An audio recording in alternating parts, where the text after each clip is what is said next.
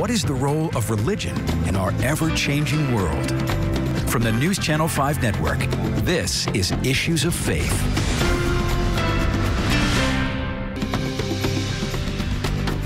Hello, everyone. Welcome to Issues of Faith. Glad you are with us. You've certainly heard about the impact of gentrification on neighborhoods. Today, we'll be talking about the impact of gentrification on churches. And happy to have with us the Reverend Harmon Stockdale, minister of Kayne Avenue Missionary Baptist Church in the 12 South area. Thank you so much for being here. Thank you for allowing us to be here. 12 South, there's some major gentrification there. Major, yes. And so we'll get into the impact it is having on your church, but first give me a little bit of the history of Kayne Avenue Missionary Baptist. Okay, great. Yeah, thanks so much. So the church was founded in 1872, 10 years after the signing of the Emancipation Proclamation, and it was started as a mission in the South Nashville area so that those freed and formerly formal slaves, could come together and find out what does it mean? Can I get some resources, job, education? And they used religion to really encourage that new sense of freedom and how we kind of move about in the South Nashville area. And that's a fascinating start. And so how would you describe 12 South now? So we get a sense of it then. What are we looking at 12 South now? So we are looking at a melting pot, is how I would like to describe it. We have some of the families that have remained and those that can afford the increase in property taxes. But then we have a lot of new folks moving into the areas. We have millennials, Gen Zers, folks that come just for vacation. This past Sunday, we had folks from Canada, you know, worshiping with us, and they were just in town staying at one of the properties close by the church. So it's a melting pot, and it's a great opportunity. And I never like to ask, but how large is the church? Right. How many members? What about that? Yeah. So we are a small Black Baptist church, so between 100 and 150 members.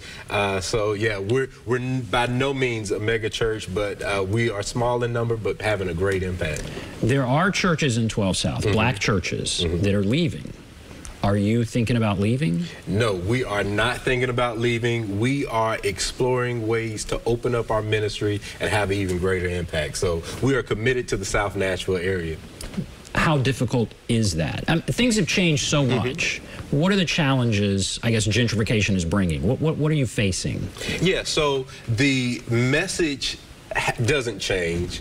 Our approach to delivering the message has to change. So the major challenge is trying to use, you know, who we have to bring new light on what we offer, right? And oftentimes our approach needs to meet the times. So we've kind of been functioning in a 20th century mindset, and we need to come into the 21st century. So we have some great innovative ideas about how we're going to do that.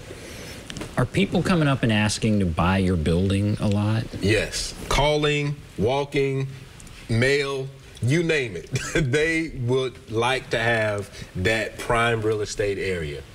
And what are you saying? We're saying no. And are churches even asking? Other churches, maybe churches want to plant a church there.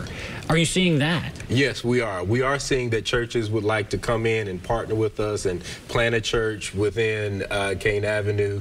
And, you know, while we are open and welcoming to, you know, spreading the gospel of Jesus Christ, because that is our main goal, our main aim, our main mission, we want to make sure that we first have a keen eye on protecting the health and the safety and security of our members. So at this time, we have not partnered with bringing a church inside the building, but all are welcome to come on Sunday and worship with us. And let's just talk about your members. I mean, who is some of the longest members there? And what impact has gentrification had? Have you seen members have to leave? And how difficult has that been? Great question. So we have members in their 90s, 93, 94, still driving, still coming to church. Some of them still own property in the South Nashville area. Others have sold their property and moved into, you know, senior housing facilities. But they're traditional wealth of knowledge that they bring and understanding of, you know, where we've come from and where we are now is just a wealth that we cannot afford to lose. What is your vision for the church? Is it to be still a primarily black church, or is it to be an integrated white and black church? Where do you see yourself in 5 years? Great question. There is definitely, within the times that we live, this cross-section of racial divide, right? And I always say, you know what? If you intend to make it to heaven, there's not going to be a black heaven or a white heaven. So we want to resemble the beloved community and be a welcoming congregation to all who would come in. So that means that, yes, some of the things that we've traditionally done, we're going to have to update those a little bit and reinforce our message to be, you know, more welcoming to those who like different styles of worship. And how do you do that?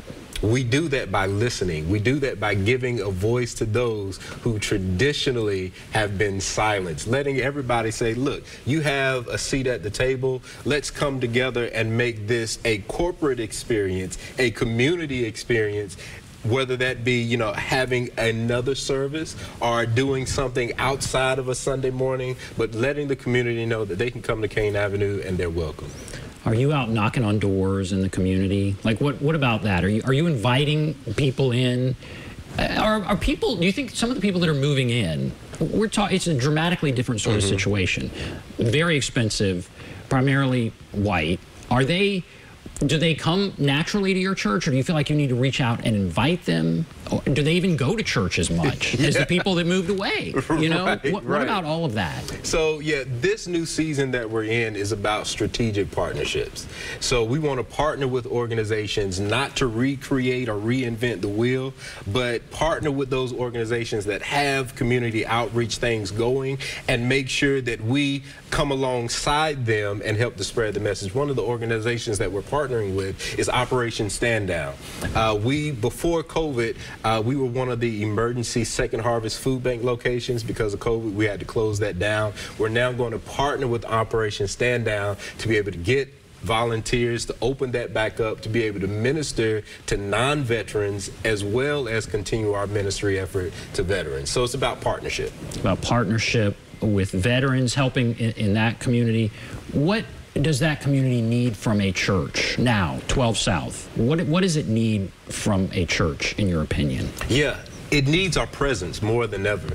You know, churches are moving out of the area when churches should be moving into the area. We should not be selling our properties, trying to make a profit and going outside of the city limits, right? We should be in the area, present to, you know, let individuals know that we care about their children, tutoring programs, to let young families know that, hey, if you haven't, you know, finished your education, GED programs, resume writing programs, job placement programs. So we're going to be partnering with Metro Schools coming up. They have a great initiative. I don't know if I can say too much about it on air right now, but next year we're going to be partnering with them to be one of their South Nashville site locations that really reach out to the parents of children in Metro School to help them get those educational resources that they need. And so it's about the church being a part of the community. That's right. Even as the community is changing. That's right, yeah. And you identify the best way to be part of the community by just a regular conversation. Yeah, it starts with a conversation. We have to be intentional about creating relationships. And where there is an authentic relationship, people's walls come down. Their trust is there. And they feel, wow, you know what? There's a saying, people don't know how much people don't care how much you know until they know how much you care. And that's where we are. We have to let people know that we care. What's happened? You said churches have sold. How is that taking place? Who are they selling to? How is that coming about? Talk a little bit about that in the context of gentrification and what's happening in your area there. Yeah, so we're seeing these outside development firms coming into Nashville wanting to buy a property because Nashville is the hottest real estate market in the country. So people that are not from Nashville are coming in, making offers. And many of the congregations, I won't go into too much detail, are looking at the neighborhood and saying the way we've done ministry, our traditional approach to ministry doesn't fit.